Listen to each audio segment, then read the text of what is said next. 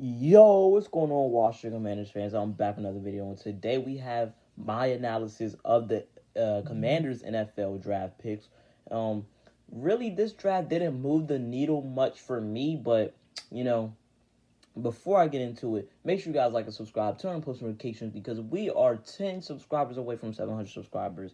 And without further ado, let's get into it. So as you can tell, the Commanders, they had a pretty solid draft class. I wouldn't say they had a great draft, but it could have been better. But hey, you could say that for almost every team other than probably the Eagles. But let's get into this. So with round one, pick number 16, we drafted Emmanuel Forbes, cornerback out of Mississippi State. Now, this is actually a great fit. I feel like all the guys that we got were great fits, but I'm going to read off of this. So the number of passes Forbes returned for touchdowns at Mississippi State were six, which is incredible because that is an FBS record, and not many guys can do that. I feel like, he's very underrated. He only underrated really because of his size. He has the speed, the strength. And he has an eye for the ball. He's like a ball hawk, one of the best ball hawks in the draft, and arguably is probably better than Deontay Banks. Really, I feel like he could be better than Gonzalez when it comes to tackling. He's a great tackler, and there are concerns with Christian Gonzalez coming out of the draft whether he can tackle or not. So I feel like that factor into us picking Forbes over him. But he picked off a total of 14 passes in his college career, and a lot of them were tip passes, but is a interception is an interception. I love this pick because he takes the ball away. So for that, I'm gonna give this pick a B plus. And if you say otherwise, like if you say anything below a C plus, yeah, you probably just aren't familiar with him and you haven't watched his tape. Guy is a stud, and he's gonna be in the league for a very long time. Not sure where we're gonna play him, but I'm pretty sure he's gonna play on the outside, and he's a better fit for us, I feel like, because as the Commanders were 20 ranked 28th. Uh, yeah, they're ranked 28th in the league for takeaways. So this is a great pick, solid pickup for us, and that's why I give it a B plus. Now on to round two, we picked up Quan Martin as he goes by, but his name is Jartavius Martin, and I feel like this is also another good pick. Now you could argue we reached on almost every pick, but again, it doesn't matter if the production is at a high level. So if these guys can play at a high level, why does it matter? But I feel like this is a good pick because he's gonna be filling in the role for Bobby McCain last season, who we cut in the off season. And Martin is he's really a corner. He can play corner, safety. He is a good slot corner, and for that, I'm gonna give this pick a B. He's a stud. He's actually one of my favorite picks in this draft class, and he fills a ton of holes. Versatility. He could, if a guy goes down, like let's say whoever's gonna be playing in the slot, if the guy goes down, we could always put Martin in there. He could play linebacker. He could play safety. So this is a very versatile draft class for us. All these guys are flex position picks.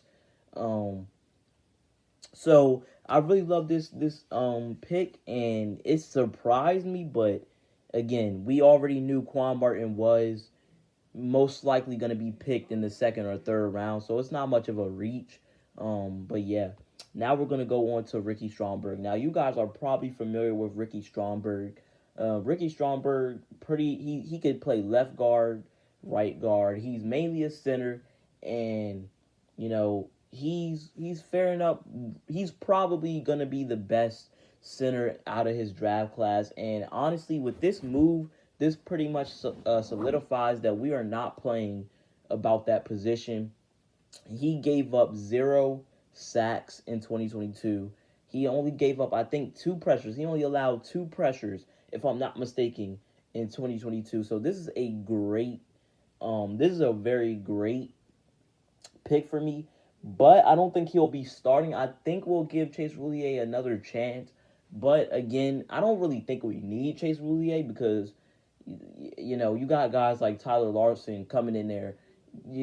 Tyler Larson, he got hurt, but he did step up when he needed to and gave us solid minutes. And we also signed Nick Gates. So I mean, you get 8 million in cap space, in free cap space if you release Chase Roulier in the summertime. So hopefully, they make that move. But I just don't know if he's gonna be starting over the likes of Nick Gates if he does play center.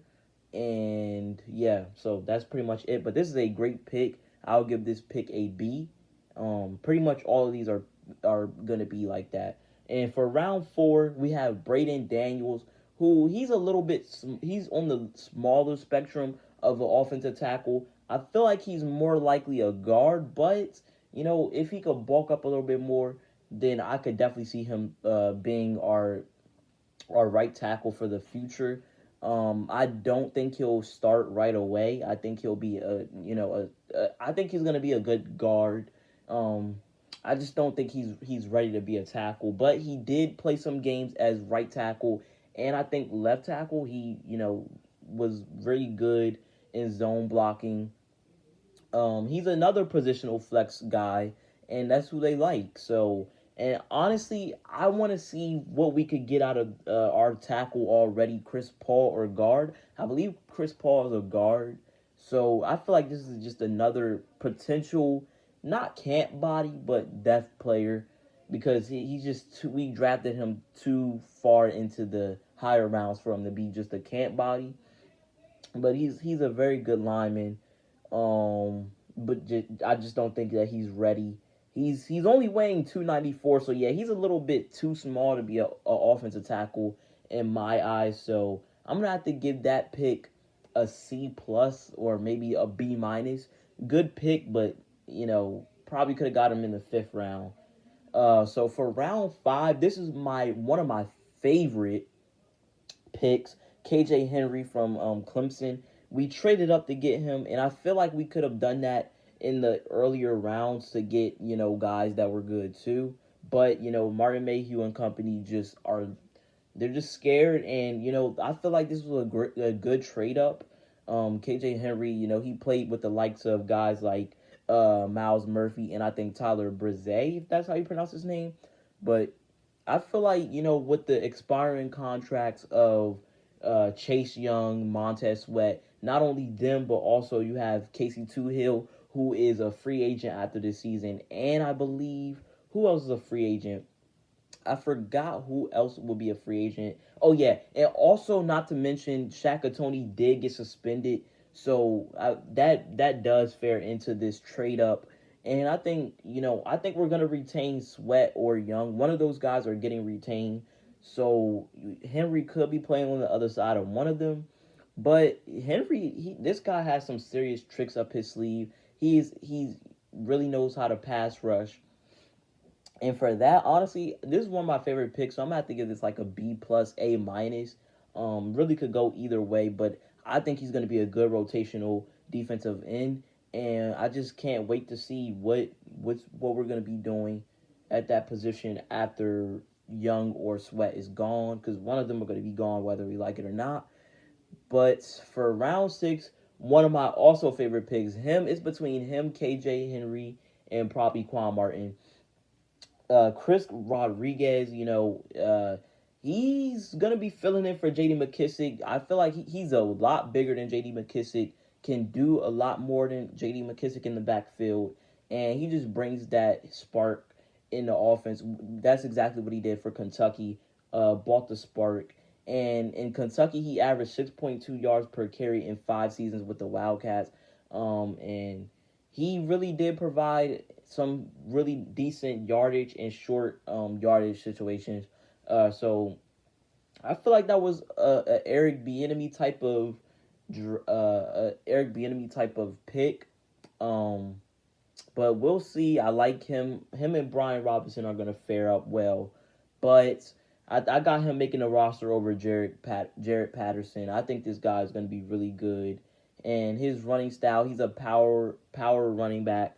So I just really can't wait to see how this guy's gonna fare out. But if he could really produce, like I really gotta see more tape of Chris Rodriguez. But just looking at his highlights, this guy has some burst. He has some burst to him to be a power back. Like he's just I don't know.